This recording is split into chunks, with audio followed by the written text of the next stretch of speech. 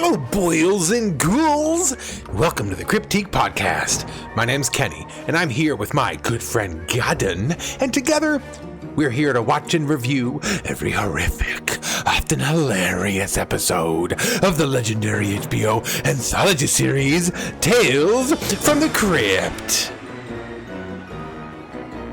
Just like that, let's go. Let's go with another episode of Tales from the Crypt. Godden, how are you? Doing well. Better than this episode, honestly.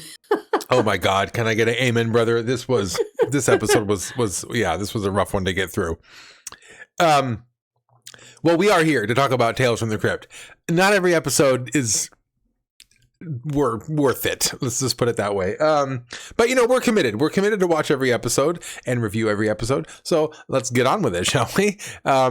Before we do, though, I got to let you know we are not experts. We are just some friends getting together on the weekly to talk about a show that, for the most part, we really enjoy. For the most part. Some episodes are like this one where we don't enjoy it. If you have something to say, maybe this is your favorite episode. Maybe we're completely offending you by telling you how much we don't like this episode. Let us know in the comments down below. Or if you agree with us, let us know in the comments below. Just, comment. In fact, just put this video on repeat. Have it play over and over again, and then just comment. And spoiler warning, we're going to be spoiling the episode. In this case, we're going to be doing you a favor. Maybe you can just watch this instead of watching the episode. Godden, what are we watching? What is this? I'm glad you asked. So we're at the penultimate episode of Season 5, Episode 12, titled Halfway Horrible. So this was released on December 1st, 1993, and it does come from the Vault of Horror comic. And during that time, if we were to go back to '93 again and talk to every Tales from the Crypt fan, we would tell them to skip this episode and instead just go to the movies. And I skipped the first week of December because a lot of these are pretty maybe they're B-tier movies. Like they're not really known. Like the one that are bigger names is Sister Act 2, Back in the Habit, which has our favorite Whoopi Goldberg from Tales from the Crypt. So she plays a nun, and Wayne's World 2. So the following week, I think people would be looking forward to those two movies specifically. So that comes out on the 10th. Yeah, I'd much rather watch much of the first. Wayne's World 2. I think I liked Wayne's World 2, and I'm not the biggest Mike Myers fan. But I did like Wayne's World and Wayne's World 2. I thought those were pretty funny. Sister Act, I think I liked the first Sister Act. I don't know if I liked the second one. Did you watch Sister Act? I don't know which one I saw. I did watch it a long time ago, but I don't know which. I think there's 3. Is there 3? I thought there was just 2. I think they're making a third one or made a third one. But from one of the first 2, I'm not sure which one I saw, but I know it was Whoopi Goldberg as a nun. Yeah, I think I did like the first one. I think I did. I'd rather watch either one of those than this again. This was a bad episode. Oh, yeah. This episode has what's his face in it? What's the guy's name? He's that voice actor. Clancy Brown. What's his name? Clancy Brown. Clancy Brown. Yeah, he does a lot of voice work. I didn't realize how much he did until I was looking into it. But Mr. Krabs, right? He's the voice of Mr. Krabs. Yeah. And I actually know him more from Shawshank Redemption. He's the main cop, the main guard in Shawshank Redemption. That's really where I know him from. And then when I was kind of looking into it, I just saw a whole bunch of voice actor work that he did. Iron Sabbath even reached out to me to with a money icon with Mr. Krabs. So did he? That's yeah, funny. So I guess this guy's pretty renowned as being a voice actor for lots of different characters, but I mostly just know him from the Shawshank Redemption. Okay, let me grab the DVD box set, bound in human flesh, inked in human blood, over there, and let me read to you what it has to say. Halfway Horrible. A biz exec wants to market a preservative that keeps food from spoiling forever. Maybe food's not the only thing that won't perish. That's pretty good. That's better than the episode. I got to tell you, I did not enjoy watching this episode. In fact, it was so boring to me, it got confusing at some points. So the first time I watched the episode, I actually was legit confused. After watching it a couple more times, I kind of got like, okay, I see what's going on here. I still didn't like it, still didn't enjoy it. So I don't have a summary, so to speak. I just wrote down things that you can see while watching this episode. Are you ready for a list of things that you might see while watching this episode? Man in a blue suit, glow-in-the-dark ooze, rainforest voodoo rituals, cryptic notes, delicious expired apples, beheaded zombies, and a mustache. Oh yeah, it was a mustache. So those are some things that you might see while watching this episode. That's all I got for you guys. General thoughts, Godden, we already let the cat out of the bag. This was a bad episode. This reminds me of one of those episodes that should have been remember in season 2, we had a bunch of was it season 2? We had a few duds in a row in season, let me check seasons. I think it was season 2 because there was 18 or 19 episodes. It was the most action-packed season of the whole entire catalog. Yeah, season 2, we did have a lot of episodes in season 2. I'm trying to see. You know what? There might have been 3 or 4 bad ones, if I remember correctly. Yeah, season 2, we had, let's see, The Thing from the Grave, I gave that a 2.5. The Sacrifice, I gave a 1.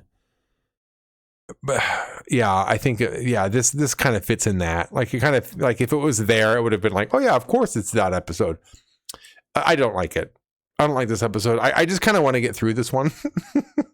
What are your general thoughts before we move on? Do you have anything more you want to say about it before we dive in? Yeah. Funny enough, I asked you your thoughts before I watched it, and you were adamant that it's boring, and I was like, oh, it can't be that bad, Kenny.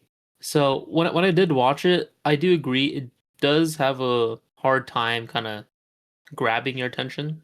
It comes off as a pretty drama heavy episode because the first half or the first even third of the episode, it kind of gives off that vibe where oh no, our main character is going through some sort of loss, and we need to know why. And he has his cop that was there for only 2 scenes because I thought he was gonna be there for a while, but he doesn't stay there for that long. I was actually liking him too because I thought it was gonna be a duo thing happening, but that wasn't the case at all. And as I was watching it, I just wasn't captivated. I saw myself clicking a different tab to look at my schoolwork, or I just wasn't really interested as much. But I do like Clarence Brown, so I was Clancy Brown, so I was watching how he's acting. It was pretty good. It just sucks that the story falls short, falls kind of flat. I feel like they have a good idea, but the execution was a little vague, honestly, on what they really wanted to do with the story. Because it makes sense on paper, okay, there's a whole revenge story happening, but honestly, yeah, it's a little boring.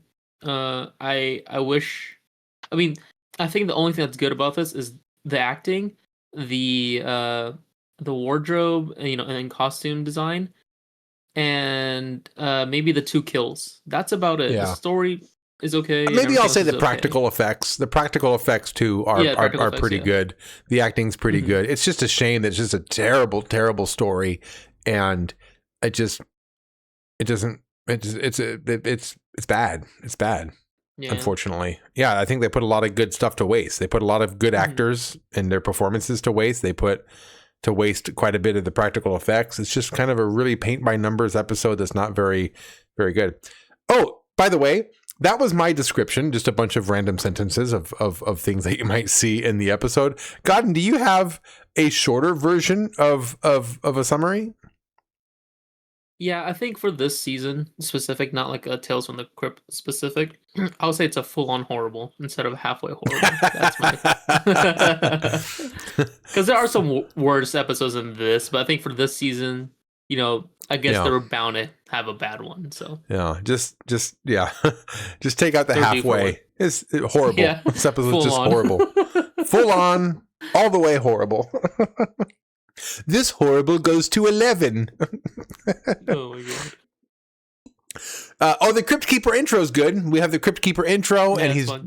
he's got the hair dryer thing going on. He lifts it up, and there's like a shrunken head, and he goes, "Ooh, I just love how your hair has grown out.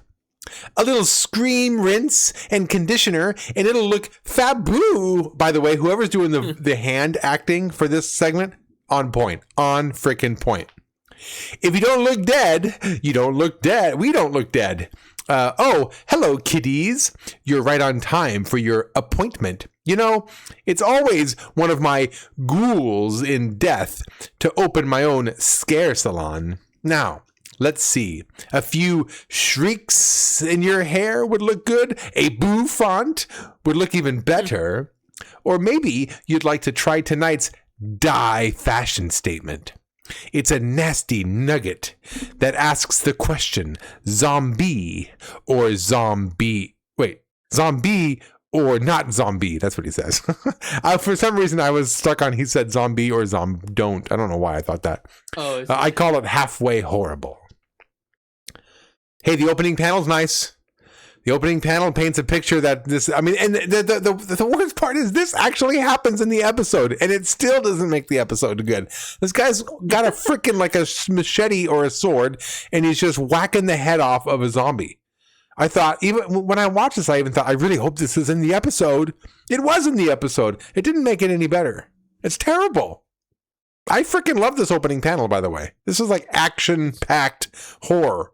I was looking forward to action-packed horror, and what I got was like you said, like a drama. It was like a drama story. What do you think? I like the opening panel. It actually reminds me of those like 90s or even earlier like metal or even death metal album covers, or even punk. Honestly, it just has like that rock band aesthetic to it. It's really nice. It really just captures the moment. And this scene in the episode was pretty cool, but yeah, I can see what you mean. Where like it looks like there's a lot of things happening, like action packed, but that's not the case at all. Yeah, like that was probably the most action packed moment. So yeah, this is very metal. Like I can see like Kill 'Em All, right? I can see like this. If you zoomed out of the Metallica album, this is the rest of what you would see, right? Oh, I see. That's funny. Okay, well, let's dive in then. We're going to go through this one quick, you guys. We start off in a morgue. It's the main character, Roger. I think it's Roger, right? Is examining, I think, identifying a body with a detective there. And it's weird because the detective says, oh, he was injected with some serum. They call it the XD-on-B. He was jabbed in his neck. And because he was given this serum, he won't decay. But his face is like all decayed. Like, what does this stuff work or not? So that part I didn't get. That was weird to me. There's also the note. There's a note that says, I have not forgotten or forgiven. So they think it might have been a suicide because he has this note. There's a weird tattoo on his chest. And there's a photo. And the photo is of 4 people, including Roger. Roger's one of them. There's Dan, there's Roger, there's Kevin, and there's Alex. And Alex is the one who died down there in wherever they took the picture. I think it's like South America somewhere, right? Is that where it is? Yeah, it was in Brazil. Oh, yeah, Brazil. Yeah, South America. Okay. Yeah. So that's the intro, right? In this morgue, he identifies the body. And then we get a flashback 6 years ago in the rainforest. This is where that picture was taken. So Roger's there, and he's giving like this fluorescent liquid. He's having some other indigenous person of the area drinking it, and then they put him in a coffin and they bury him. What do you think? Like, this is kind of the setup. Yeah, this is kind of what I meant in the beginning, where it does come in drama heavy. You know, it's like, he's going through a loss. Well, it's his employee, maybe even a closer friend.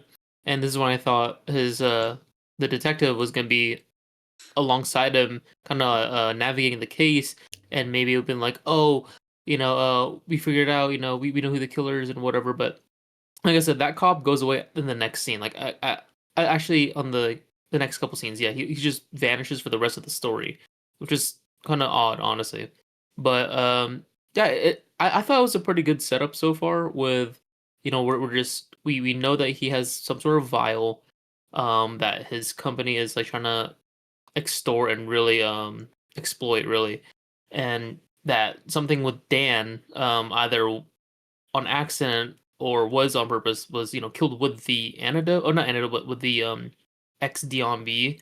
And I think at that point there's a lot of questions to be answered, so I was kind of waiting. I'm like, okay, let's see what direction they go with, because it's neat to see what they can do with that whole setup. But the I think you mentioned this earlier too, when we're just talking briefly, that it was confusing you. And I agree to some extent, like why there can be confusing moments with the flashback is, I think they were just too fast with choosing when the flashback happens. It wasn't like a nice setup, like, okay, now this would be a good point to throw that flashback in as to why our character went through this route of decision making or whatever it is. So it's just like back and forth. Or just let's fit a scene. Let's throw the flashback now. It's like, well, you didn't have to. You could have maybe flesh out the rest of the scene or the story and then maybe throw a flashback. But yeah, The flashbacks were unhinged. They were out of control this episode. I got so turned around and lost.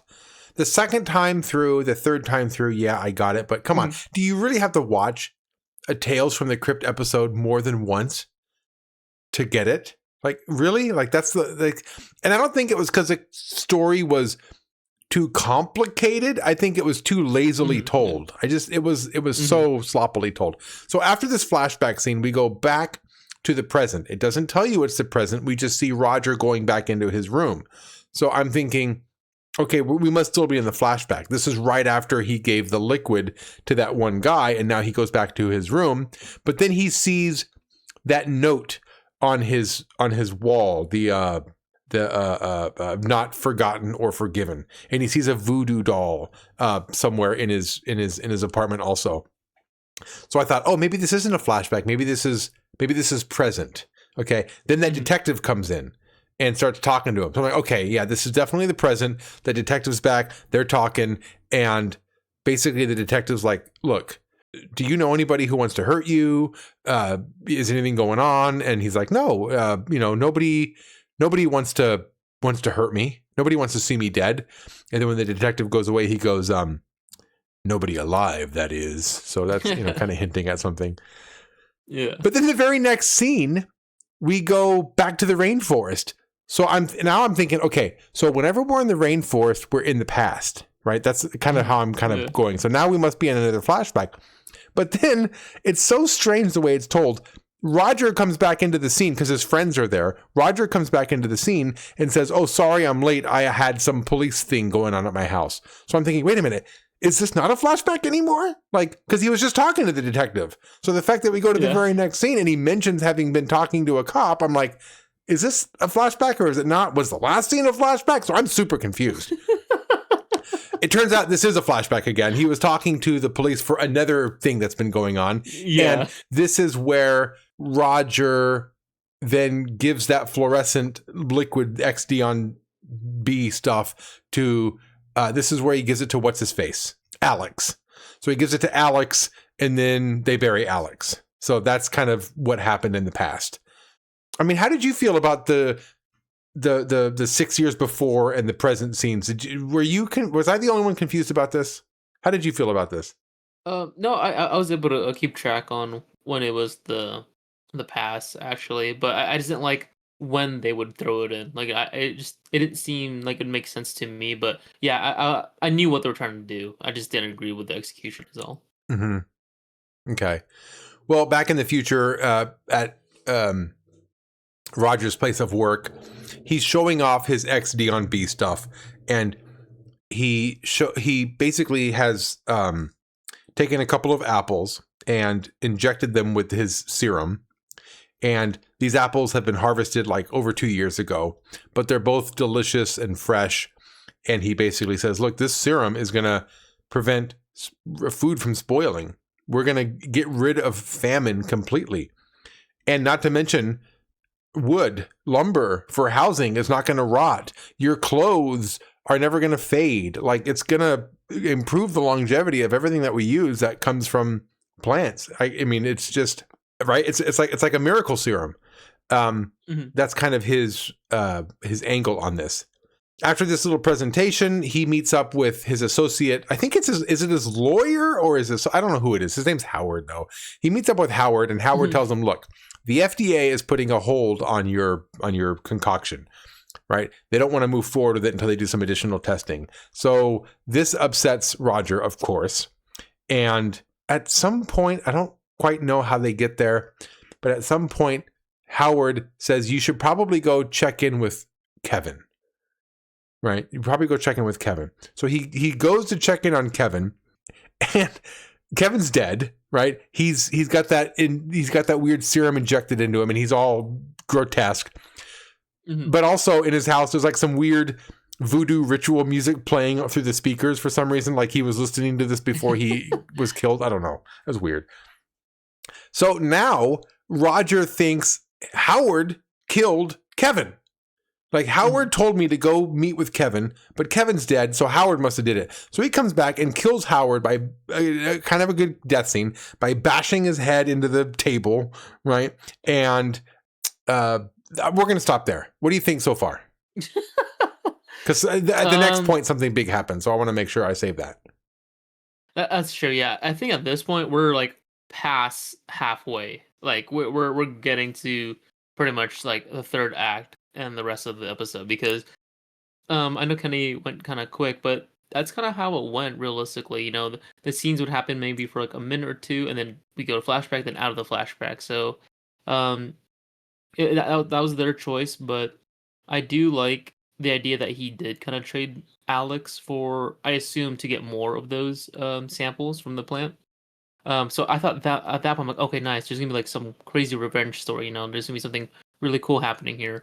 And actually, no, I also really enjoyed the whole interview too. That interview sequence is pretty much a high for me for that episode. I enjoyed how intrigued the interviewer was on the apples, the whole apple thing, with the apple in the suit specifically. Yeah. So it was just really fun. You know what, that was actually not that bad, because it did paint the picture of, okay, this is the point, right? This is the purpose of this XD on B stuff, is for the longevity of this organic material. I like that. But then misusing it for people becoming zombies, that's where it gets interesting. So, then at this point, after he's killed Howard, Alex comes back. Is it Alex? It's Alex, right? Alex, yeah. Alex comes back, and you find out this is who, right? This is who's been writing that, or maybe this is who's been writing the, right? It's supposed to be Alex who's been doing this the whole time? I think once he was introduced, we as the viewer take that assumption, like, oh, it's him who's doing all this. And but this is where the episode could have took a turn. This episode really could have gotten better if this became the finale. If it was just like a chase between this zombie Alex and Roger through this through the corridors of his offices in this office building. Like, that could have been a lot of fun, but that scene lasts for hardly any time, and then he chops his head off, and that's that. Ugh, so now we got to follow this freaking story along with this weird plot. Like, when is something going to start happening in this? Like, as soon as something happens, he chops the head off of the zombie. It's like, that was your episode right there. Being chased by a zombie. There's your freaking episode. Instead, we just chop the zombie's head off, and now we have to. Now what? What do we do after that? We go back to Roger's house, and he calls up Dr. Benaloy. This is TheJimiRyan, and Cheech arrives and basically says, "Oh yeah, what you're going through is it's voodoo. You know, you're having bouts of perspiration and heat palpitations and homicidal blackouts and thoughts of suicide." And Roger's like, "You got to fix it." And that's where this TheJimiRyan character performs some ritual. What? Like, we're supposed, like, at this point, is it saying that it was actually Roger doing all these killings? Is he the one who's having these homicidal blackouts? Is he killing these people and not remembering? Or was it Alex the whole time? I think it's supposed to be him. And, you know, it doesn't really make sense because, you know, when they were at when they were in Brazil and they were doing the whole thing with the indigenous tribe, they were talking about how everyone has evil inside of them. It's just like sometimes it just takes one little thing. Oh no, you keep the secret on a leash, is what Roger said. So maybe it was hinting that like he actually is more of a malicious person, or maybe that whole ceremony in voodoo affected him more than the group of his friends. Like I said, there's like no consistency as to why he's kind of having like that two souls, like one's evil, one's not kind of issue. Because that's when Alex was saying it's you the whole entire time. You're the one doing this, and you just don't know it because your regular conscious self couldn't comprehend that the evil one was taking over. So it didn't make sense. Because why did Dan die? Like we don't know why he was killed or anything. We know why Alex was killed, but there was another person as well that we don't really talk about. Oh no, it was Kevin. Yeah, Kevin eventually dies too. But it just doesn't make Roger's the one who had like that split personality. So it's just like there's like multiple stories with Roger. There's like two stories happening, and neither one of them are told. It could go this way or it could go that way, but neither one of them are told. Okay, either the freaking zombie is the one killing everybody, okay, and that's your story right there, but it's not because he just chops his head off.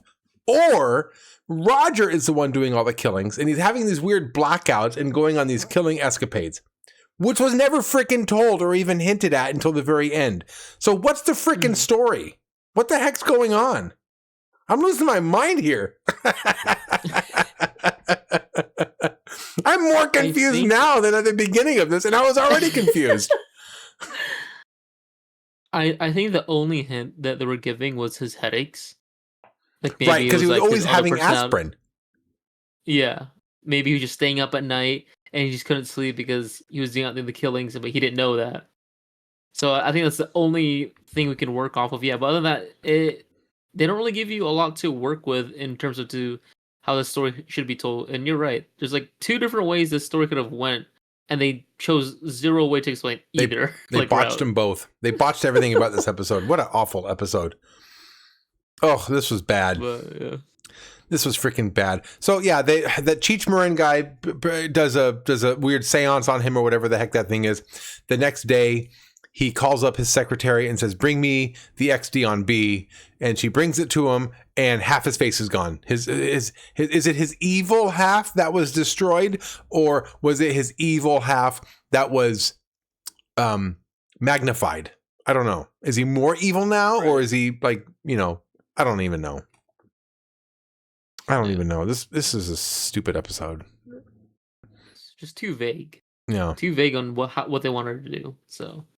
Can you imagine if this no, because there's been so many good episodes in Tales from the Crypt, like in a row. There's been a lot of good episodes. Mm-hmm. Imagine back in 1993. You're right. You've been watching these episodes, and on this particular night, you're like, I can't leave tonight, you guys. I know you have plans. Go do your thing. Go watch Jurassic Park and what was it? Wayne's World 2. I'm gonna stay home and I'm gonna watch this Tales from the Crypt. Can you imagine canceling plans to watch this and then being stuck with this freaking episode? Yeah. That would have been a sour moment. I think from I'm that pissed point off 30 years later. I think people would just record their shows at that point. Like, That's I'm just true. gonna record it. Yeah. I'll watch it later. Yeah, they had the automatic recorders. Yeah. Okay. A bad episode. I'm sorry, you guys, if you like this episode. If anybody out there liked this episode, please comment down below and just say, Kenny, shut up. You don't know what you're talking about. And just let me have it. Okay. Because I just can't. I can't with this episode. That brings us back to the Crypt Keeper outro. Well, at least in the end, Roger knew rot from wrong. If only he learned a little fester. You'll be happy to know, kiddies, that our story has a happy ending. Yeah, it's over. Roger's company did very well. Its shares shot up on the New York Stock Exchange. So, have we made up our minds? You want bangs? Oh, because he's doing that person's hair. Perfect. Yeah. I have just the thing. He pulls out his gun and he goes bang, and the little gun pops out with the little bang sign. And that was that.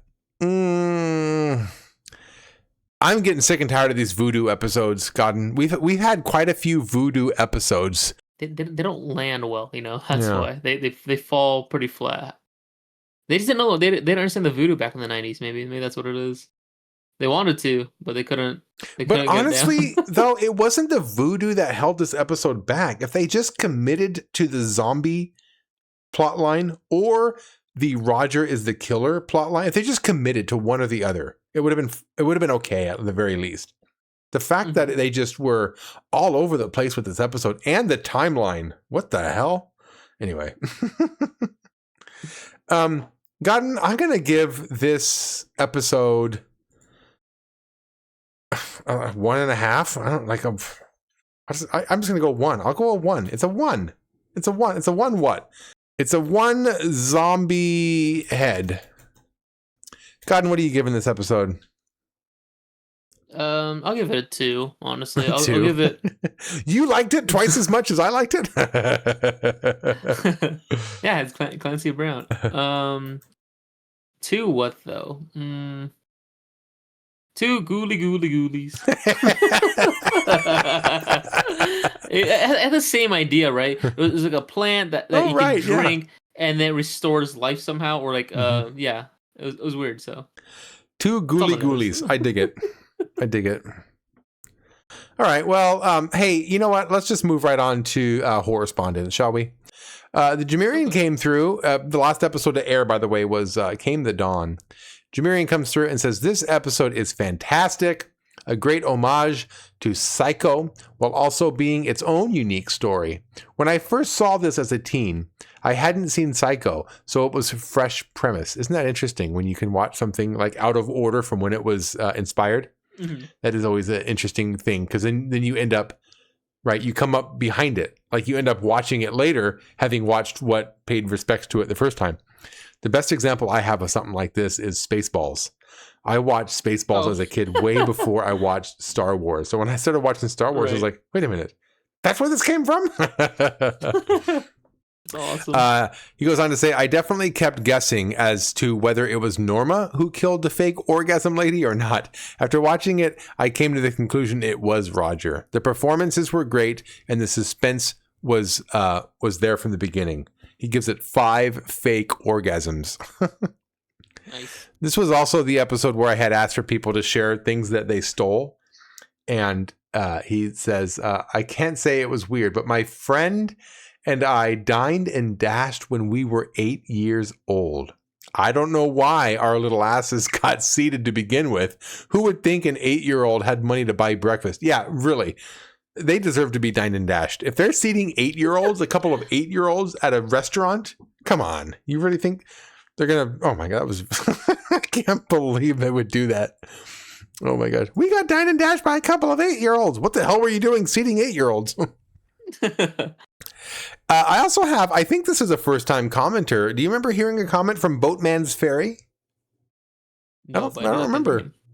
Boatman's Ferry comes through, and this is regarding the episode This'll Kill Ya. That was the one, it was a flashback. You start off by dragging that guy into the police station saying, this is the man that killed me. I'm already dead. Right? And then it ended up being a flashback with the insulin switch-ups.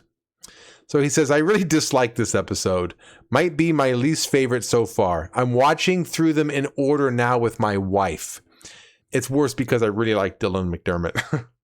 That's great. I love stories of people going back and revisiting the Tales from the Crypt much later. That's exactly what Godden and I are doing, essentially, right? We're using this podcast as a way to go through and for me, I may not have watched all the episodes before, but revisiting the whole experience is such a delight for me. Godden, thank you again for coming along with me and doing this.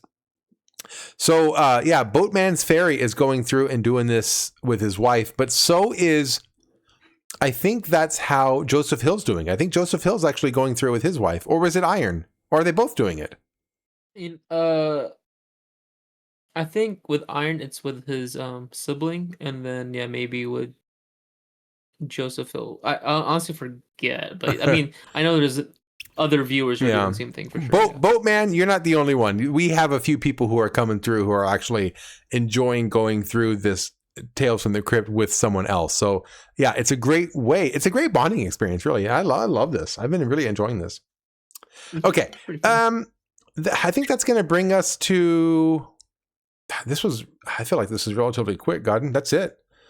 Do you have anything else you want to say about this before we move on? Because I'm getting ready to go to just talk about, shout outs and then what's coming next.